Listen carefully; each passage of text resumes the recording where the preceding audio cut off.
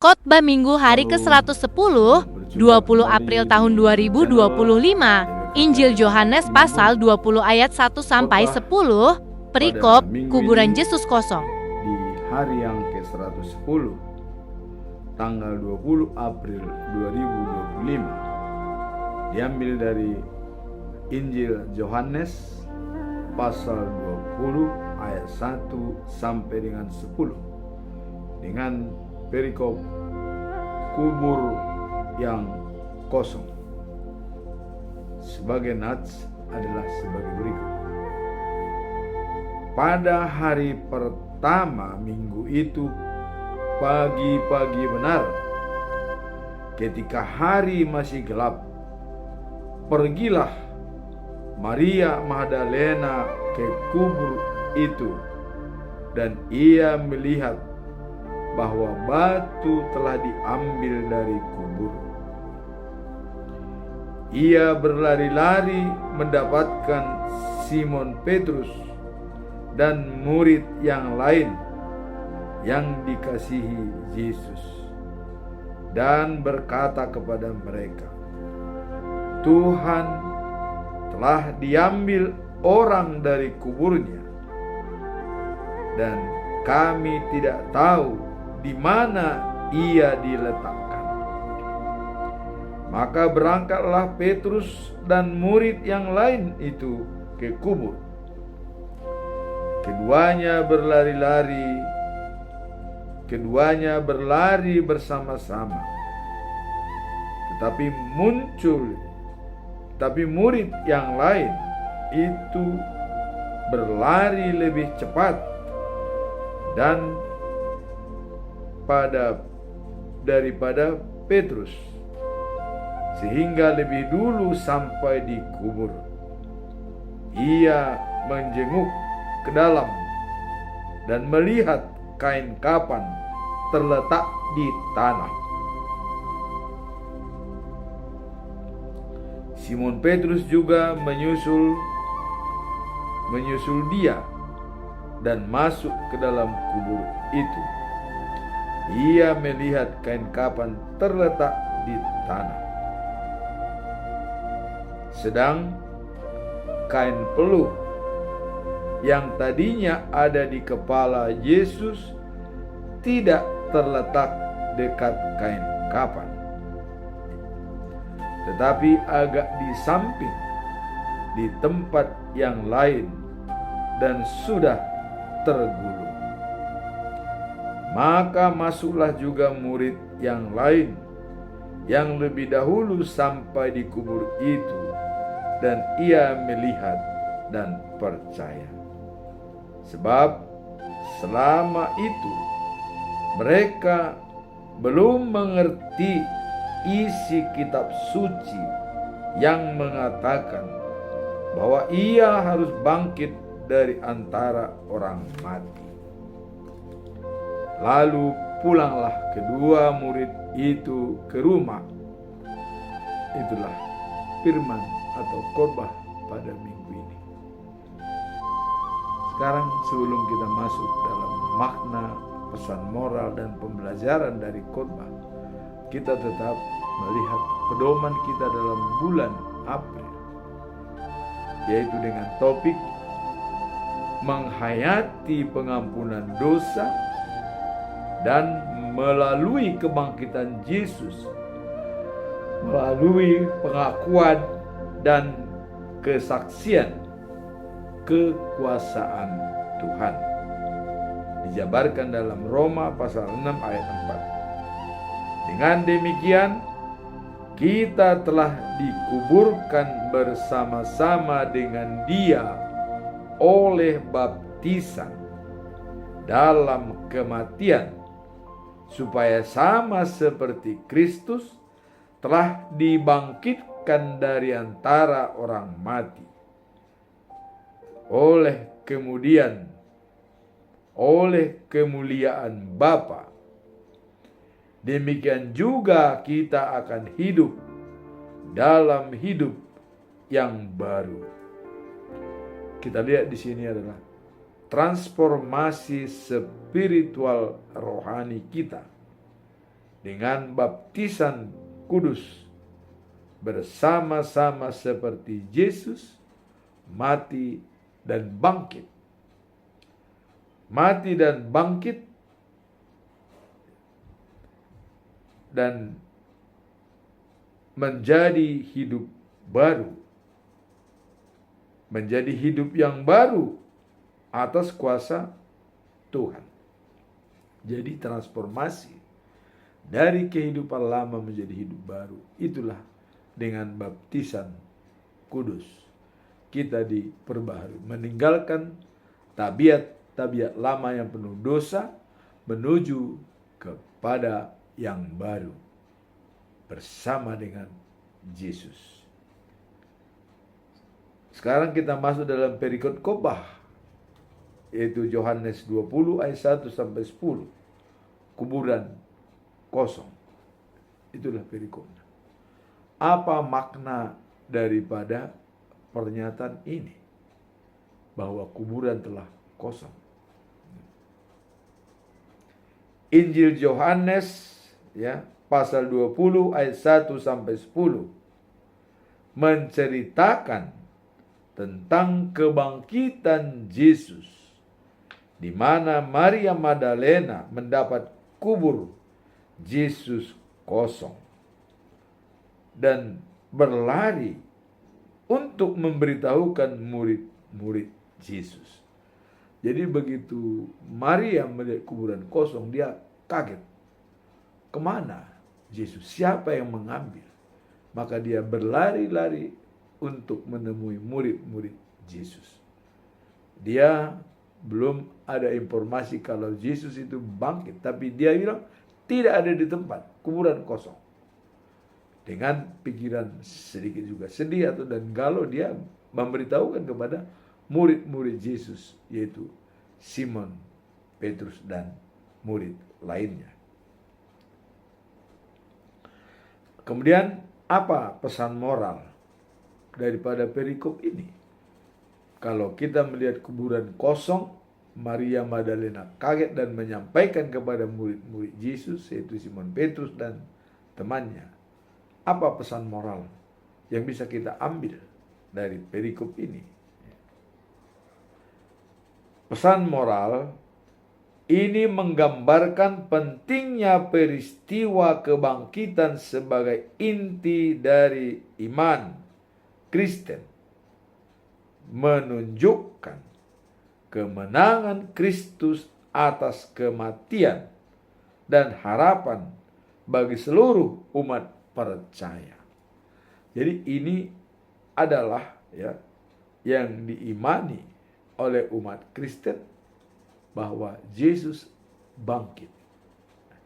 Dan ini merupakan teladan bagi kita, bahwa dengan kejadian ini, maka karena kita sudah dibaptis bersama dengan Yesus, kita pun ada jaminan dibangkitkan dari antara orang mati seperti Yesus. Dibangkitkan. Atau kemudian selanjutnya adalah diminta pertanggungjawaban. Apakah kita layak masuk surga atau sebaliknya? Tapi dengan baptisan kudus, jaminan kita masuk surga sudah digaranti. Artinya, yang dibaptis dapat mahkota kehidupan. Yang tidak dibaptis akan mati. Itulah jaminan. Sekarang bagaimana kita menjaga supaya jaminan ini sampai berakhir pada saat kita meninggal? Itulah pentingnya Roh Kudus yang membantu kita dalam menjalani kehidupan sehari-hari. Sekarang apa pembelajaran daripada perikop ini? Pembelajaran pertama adalah momen penting, waktu Maria Magdalena pergi ke kubur Yesus dan kuburan kosong. Ini menggambarkan harapan baru, yang terlahir dari kegelapan. Jadi dengan bangkitnya Yesus, ini membuat harapan baru. Sudah meninggalkan kegelapan. Bahwa dalam kubur itu adalah kegelapan, begitu dia bangkit adalah terang. Jadi ada harapan bagi kita dengan teladan Yesus. Dan kita sudah dibaptis bersama atas nama Yesus. Berarti kita juga pewaris apa yang dilakukan oleh Yesus. Pembelajaran kedua. Nah, kemudian kebangkitan Yesus menandakan kemenangan atas kematian dan memberi konfirmasi iman, ya, bahwa iman bagi para pengikutnya. Jadi artinya dengan kebangkitan Yesus, ya, itu menandakan kemenangan.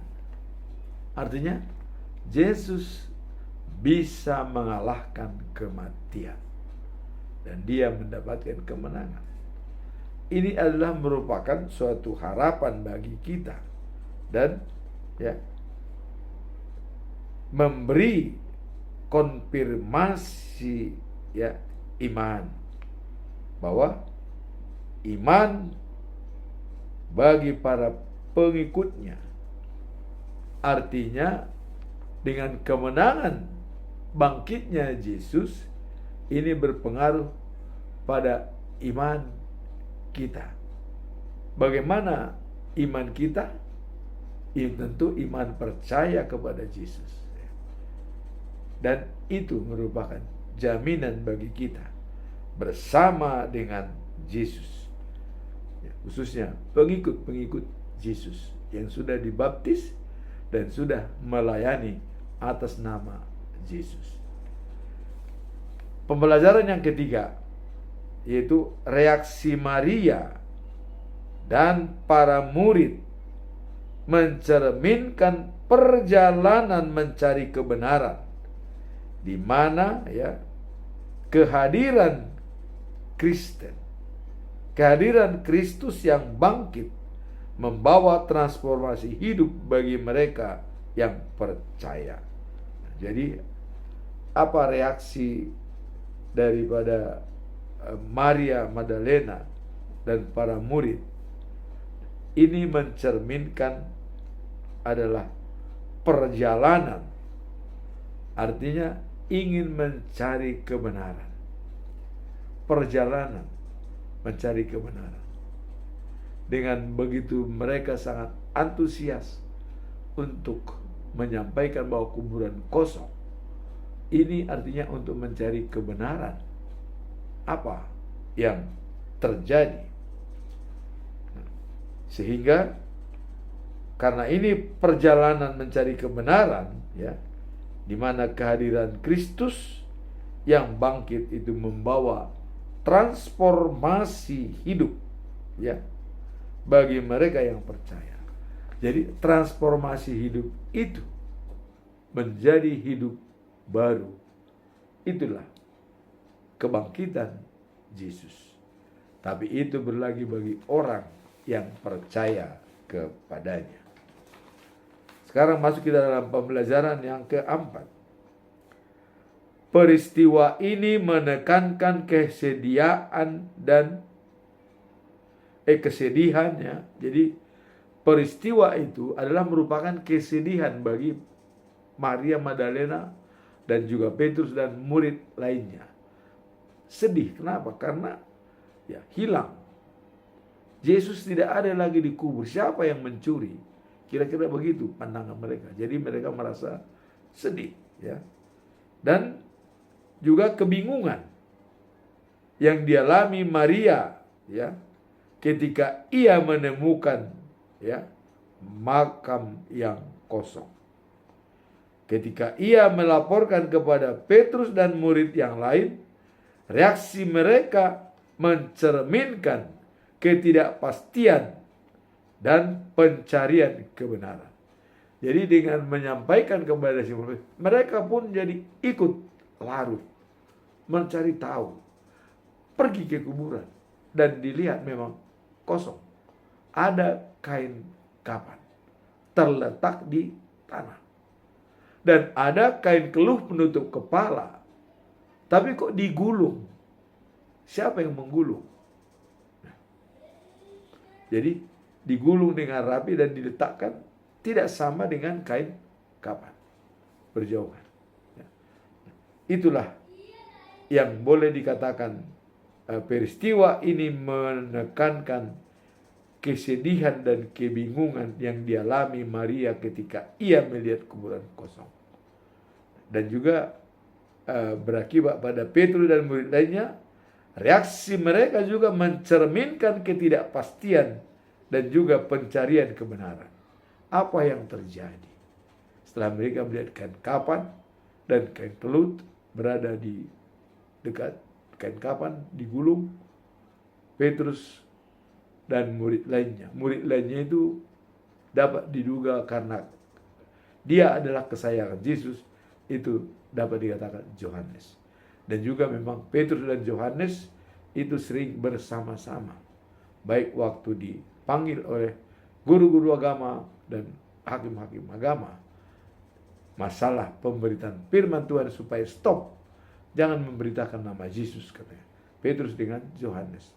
Tapi Petrus menjawab dengan tegas, kami lebih taat dan mengikut Tuhan daripada manusia. Pendirian yang tegas, lugas, dan boleh dikatakan sangat bertanggung jawab. Pembelajaran yang kelima, ayat 8 dikatakan bahwa setelah melihat murid yang dikasihi Yesus percaya, ini menunjukkan perjalanan iman bahwa datang kepada kebenaran membutuhkan waktu dan kesadaran. Jadi ini dikatakan bahwa setelah melihat murid yang dikasihi Yesus percaya, ini menunjukkan perjalanan iman bahwa datang kepada kebenaran membutuhkan waktu dan kesadaran.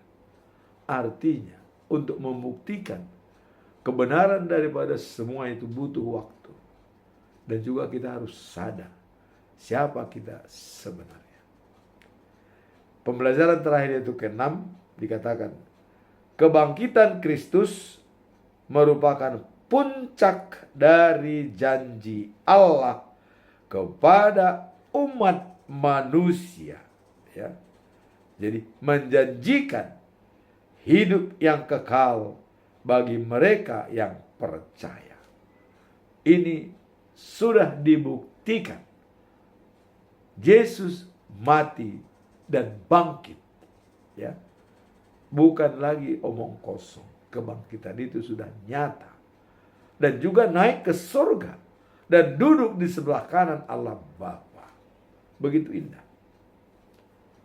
Apakah kita tidak mau turut Dia? Apakah kita masih ragu-ragu percaya kepada Yesus? Saya kira tidak. Dia membuktikan bahwa orang yang satu-satunya dan yang pertama mati dan bangkit dari antara orang mati. Belum ada manusia manapun yang bangkit, belum ada. Hanya Yesus. Kebangkitannya itulah menjadi pedoman bagi kita dalam hidup kita. Kita pun seperti itu. Apabila datang kepada Yesus dan percaya kepada Dia, kelaparan dan kehausan akan dihilangkan. Berarti hidup yang kekal.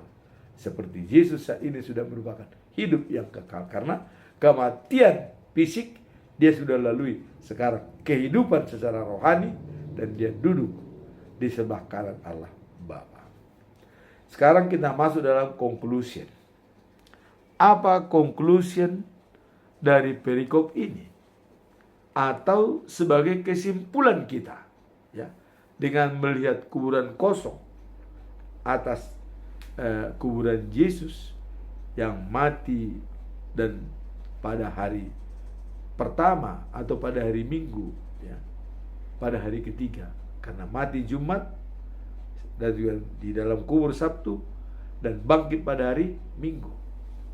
Apa conclusion atau kesimpulan kita? Pertanyaan pertama, apa arti kebangkitan Kristus bagi kehidupan sehari-hari dan bagaimana kita dapat menerapkannya? Apa arti kebangkitan dalam kehidupan sehari-hari dan bagaimana kita menerapkannya dalam hidup kita? Ini yang perlu kita bahas. Ya. Mari kita lihat. Kebangkitan Kristus merupakan inti dari iman Kristen. Jadi dengan kebangkitan Kristus itulah puncak inti daripada Kristen. Ya, itulah arti baptisan kudus yang kita terima dalam Roma pasal 6 ayat 4 sebagai pedoman kita selama bulan April. Nah, kemudian yang mengingatkan, ya, yang mengisyaratkan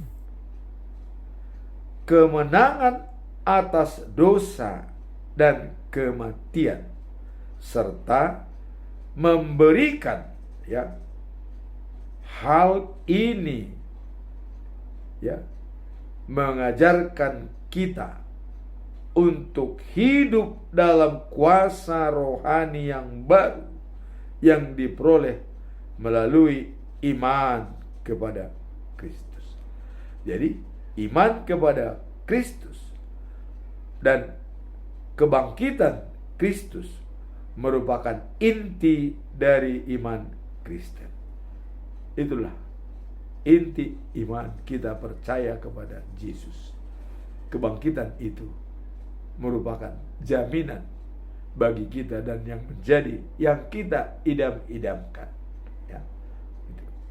Nah, kemudian dalam Roma pasal 6 ayat 4 dikatakan, kita diajarkan bahwa kita dibangkitkan bersama Kristus untuk hidup dalam kehidupan baru.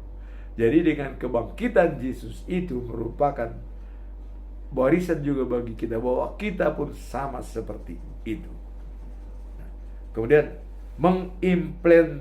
mengimplementasikan nilai-nilai kasih pengampunan, ya, dari dan pelayanan kita sehari-hari.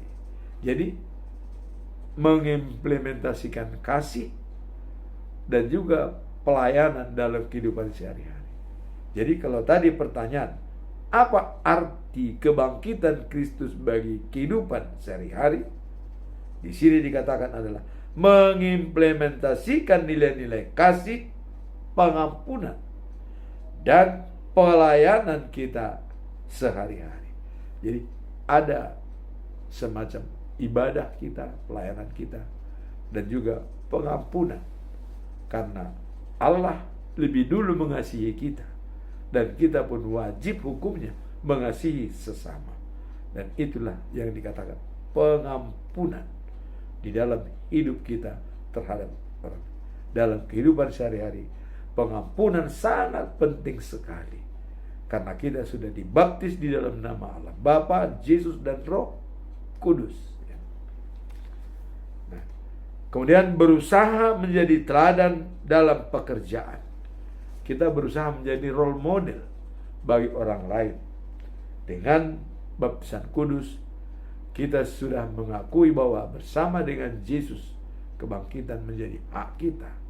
Maka kita perlu memberikan teladan bagi orang lain dalam pekerjaan, kemudian bersosialisasi atau berinteraksi dengan klien dan rekan kerja, siapapun yang kita hadapi. Maka ada kalanya dikatakan bahwa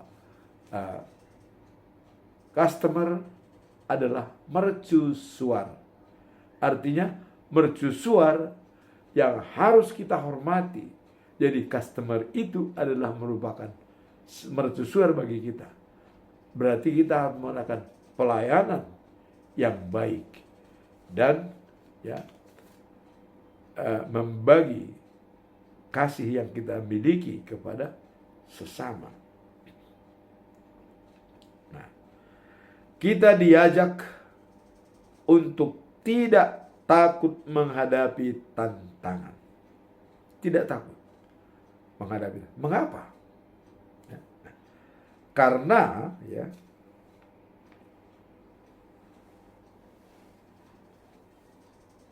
Kristus telah mengalahkan kuasa maut dengan sempurna. Jadi kita tidak takut lagi pada tantangan hidup kita. Kenapa? Karena contoh, Kristus sudah mengalahkan maut dengan sempurna. Ya, sangat jelas. Nah, kemudian dikatakan bahwa bangkit dan naik. Itulah kemenangan daripada Kristus. Dia mengalahkan maut dengan sempurna. Bangkit dan naik ke surga. Kemudian pertanyaan yang kedua. Ya, pertanyaan pertama tadi adalah dalam kehidupan sehari-hari ya, kebangkitan itu kita wajib untuk memberikan teladan bagi orang dalam pekerjaan, dalam komunitas kita. Pertanyaan kedua, dalam situasi sulit, bagaimana kita dapat tetap percaya dan berharap seperti Maria Magdalena dalam situasi yang sulit, ya, sudah kesedihan mendalam, ya. Waktu Yesus mati, semua sedih karena sudah berpisah. Ya. Tetapi apa cara kita menghadapi tantangan? Bagaimana? Dalam situasi sulit, percaya dan berharap seperti Maria Magdalena adalah suatu yang sangat diidamkan oleh banyak orang Kristen. Kemudian, keyakinan akan keberadaan Tuhan di tengah kesulitan dan pengharapan pemulihan ya merupakan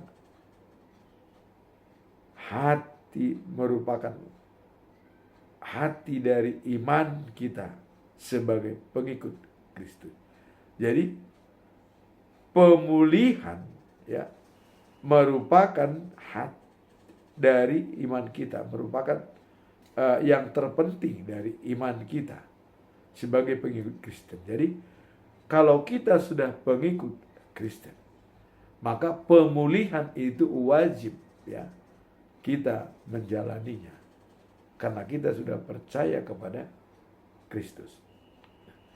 Dalam Injil Matius pasal 28 ayat 5 sampai 6 dikatakan ya.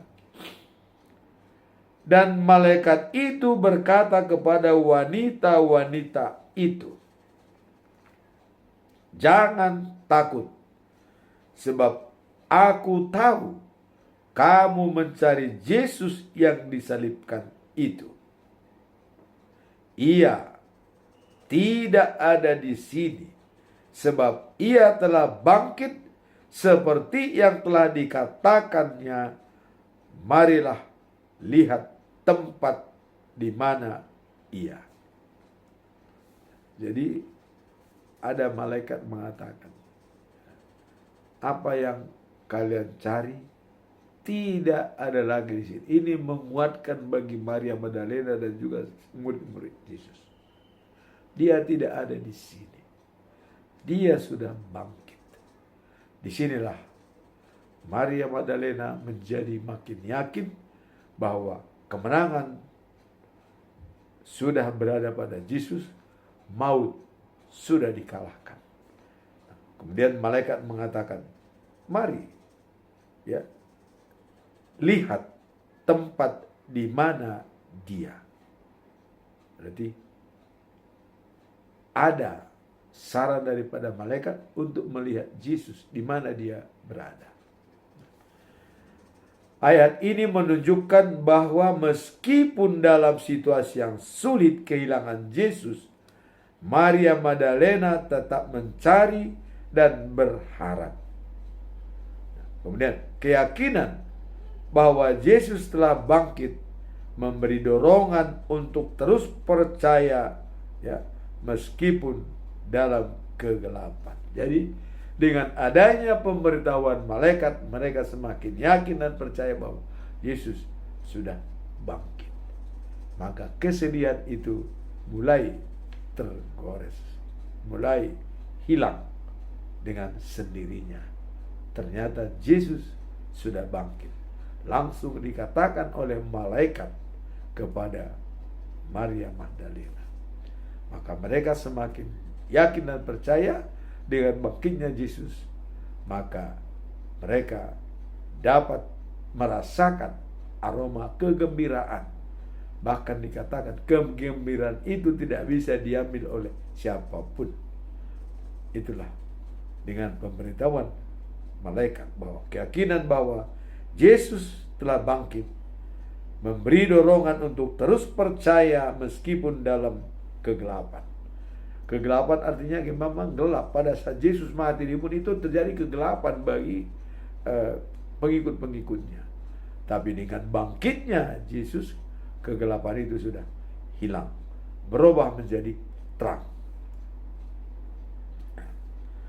Kemudian dalam kehidupan sehari-hari, penting untuk mengikuti teladan Maria dengan tetap percaya dan berharap pada janji Tuhan, bahkan dalam paling sulit sekalipun. Jadi Maria Magdalena bisa menjadi teladan bagi kita. Dia tetap mencari Tuhan dan menemukan setelah malaikat mengatakan.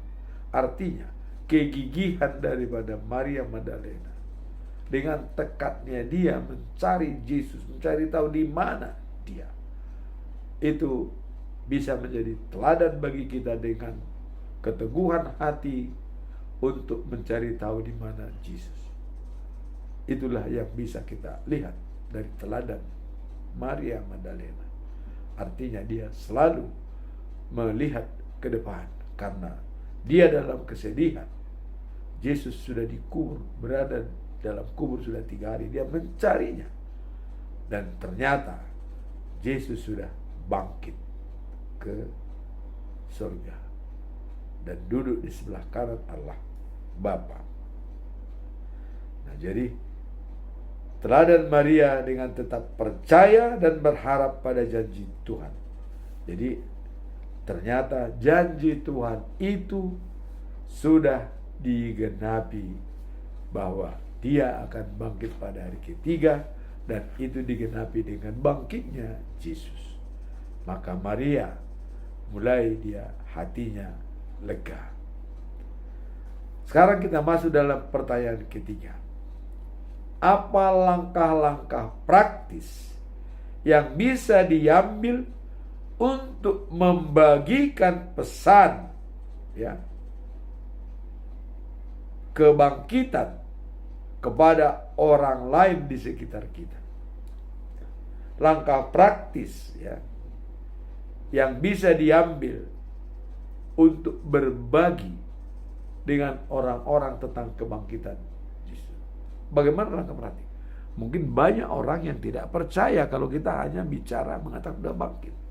Mungkin mereka memerlukan bukti. Tapi bagaimana cara kita untuk memberitahukan kepada orang lain bahwa Yesus benar-benar bangkit dari kubur dan naik ke surga?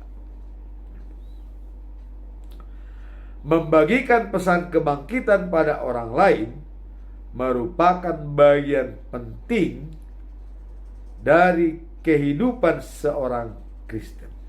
Jadi seorang Kristen memang wajib hukumnya memberitakan kebangkitan itu kepada semua orang, supaya orang percaya dan yakin kepada Yesus. Ya.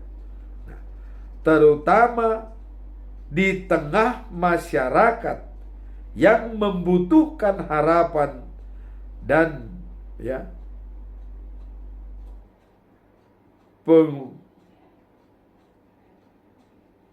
pengertian. Jadi orang yang belum punya pengertian tentang itu dan belum punya harapan, maka penting untuk menyampaikan kebangkitan Yesus supaya mereka bisa juga mendapatkan harapan. Ada harapan bahwa dengan bangkitnya Yesus itulah harapan bagi semua orang, sehingga bisa menjadi semakin banyak orang yang percaya. Nah, kemudian dalam Injil kita diajarkan untuk saling mendukung dan saling memberitakan kabar baik tentang Yesus Kristus yang telah mengalahkan maut. Berita ini harus disebarkan. Yesus sudah mengalahkan maut dan naik ke surga. Pertanyaan, apakah kita juga bisa mengalahkan maut? Disitulah kita dibimbing Roh Kudus dengan iman percaya kepada Allah Bapa, Anaknya yang tunggal Yesus Kristus dan Roh Kudus, maka kita bisa dijamin bahwa kebangkitan itu menjadi menyatu dengan kita seperti Yesus bangkit. Nah, kemudian apa langkah-langkah praktis? Mari kita lihat. Dalam Roma pasal 10 ayat 17. Kita lihat di sini. Jadi iman datang dari pendengaran, dan pendengaran datang dari firman Kristus. Apa maksud perikop ini? Ayat ini menggarisbawahi pentingnya mendengar dan mempelajari firman Tuhan sebagai dasar yang kuat. Jadi kalau kita lihat pokok-pokok pengajaran agama Kristen yang diajarkan oleh Martin Luther adalah pertama, sola gratia. Keselamatan itu adalah anugerah bagi kita. Kemudian sola fide. Kita diselamatkan hanya karena iman percaya. Tanpa itu tidak bisa. Iman percaya itulah dalam baptisan kudus. Di situ iman percaya kita kepada Yesus dengan dibaptis di dalam nama Bapa, nama Anak dan Roh Kudus. Nah, sekarang kalau kita lihat dalam Roma pasal 10 ayat 17 ini, iman datang dari pendengaran, dan pendengaran datang dari firman Tuhan. Jadi apa yang kita dengar itu semua berdasarkan firman Tuhan. Tadi saya katakan sola gratia, sola fide, dan ada ketiga sola scriptura. Hanya Alkitab yang membenarkan semua yang ada di dalam Alkitab. Hanya Alkitab yang membenarkan semua dengan firman Tuhan. Kebangkitan, kematian, dan itu dibenarkan dalam Alkitab melalui firman-Nya. Maka mendengarkan adalah hal yang penting. Karena iman dari pendengaran. Kita mendengarkan kabar baik, iman kita merespon. Kita mendengarkan apa saja, iman kita pasti merespon. Nah, sehingga merespon pendengaran tersebut adalah sesuai dengan firman Tuhan. Maka kalau kita melihat, mempelajari firman Tuhan sebagai dasar yang kuat. Jadi kita garis bawahi di sini bahwa pentingnya mendengar dan mempelajari firman Tuhan sebagai dasar yang kuat. Ajaran Kristen akan memiliki kebenaran dan keberanian atau courage karena, dan kita berani karena benar, kita takut karena salah. Jadi dengan kita percaya, yakin seyakin-yakinnya bersama dengan Yesus, kita punya keberanian. Tantangan apapun yang kita hadapi, kita tidak gentar. Itu maksudnya. Nah, kemudian di sini dikatakan bahwa dan keyakinan untuk membagikan pesan kebangkitan kepada orang lain. Ada tugas kita. Kita sudah mendengar dan kita hubungkan dengan firman bahwa itu sesuai dengan firman Tuhan. Kita yakin seyakin. Dan itu kita beritakan kepada orang lain. Supaya orang lain juga ikut dapat pengharapan. Dapat terhibur. Nah, kemudian dalam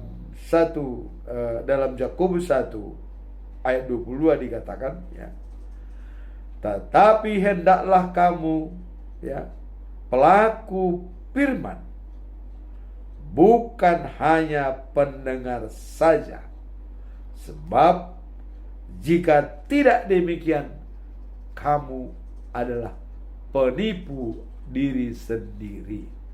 Jadi kalau ada orang mendengarkan firman Tuhan tapi tidak menjalankannya dengan baik, dia adalah penipu dirinya sendiri. Ini jelas dikatakan dalam Yakobus pasal 1 ayat 22. Jadilah pelaku firman Tuhan dengan mendengarkan firman Tuhan dan pelaku firman Tuhan. Nah, karena apabila kita tidak jalankan, kita sama dengan menipu diri sendiri. Nah, kemudian bagaimana kalau kita misalnya kurang punya hikmat dalam mendengar firman Tuhan dan menjalankannya? Dalam Yakobus 1 ayat 5 dikatakan, bila ada kekurangan hikmat, mintalah kepada Allah. Allah akan memberikan dengan murah hati dan tidak membangkit-bangkit. Artinya tidak ada dengan neko-neko gitu. Murni memberikan hikmat itu, karena hikmat itu adalah sumbernya dari Allah. Kalau kita kurang berhikmat, mintalah kepada Allah. Allah akan memberikan hikmat kepada kita. Itulah firman Tuhan atau khotbah pada minggu ini. Kuburan kosong. Maria Magdalena mencari kebenaran dan fakta. Kegigihan daripada Maria Magdalena. Ternyata ada pemberitaan dari malaikat, dia sudah bangkit, tidak ada di sini. Membuat hati mereka menjadi benar-benar puas bahwa Yesus sudah bangkit. Dengan jaminan itu maka kita pun yang telah dibaptis di dalam nama Allah Bapa, Yesus Kristus dan Roh Kudus akan mendapat perlakuan yang sama. Begitu kita meninggal, kita akan dibangkitkan. Orang yang percaya dibangkitkan. Dan juga jaminan untuk hidup yang kekal dan sejati. Semoga khotbah minggu ini memberikan kita keteguhan hati sebagai teladan dan role model bagi teman-teman semua yang belum mengenal kebangkitan Yesus, supaya bisa mendapat harapan dan kebahagiaan sejati. Amin. Tuhan memberkati kita.